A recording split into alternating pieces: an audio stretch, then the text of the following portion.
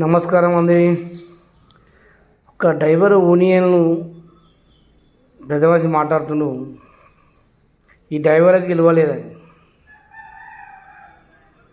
అన్న, మన ఉనికి మనమే కోల్పోతున్నాం. ఎవరో కూలగొట్టుడు కాదు, రాజకీయ నాయకులు కానీ గవర్నమెంట్ కానీ ఏది కానీ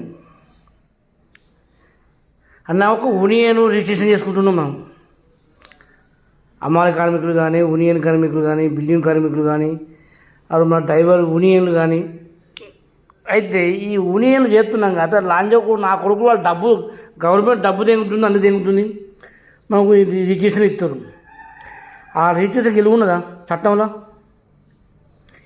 ఏ రిజిస్ట్రేషన్, కుల రిజిస్ట్రేషన్ కానీ, ఏ రిజిస్ట్రేషన్ కానీ కుల దగ్గర విలువ ఉన్నదా అన్న?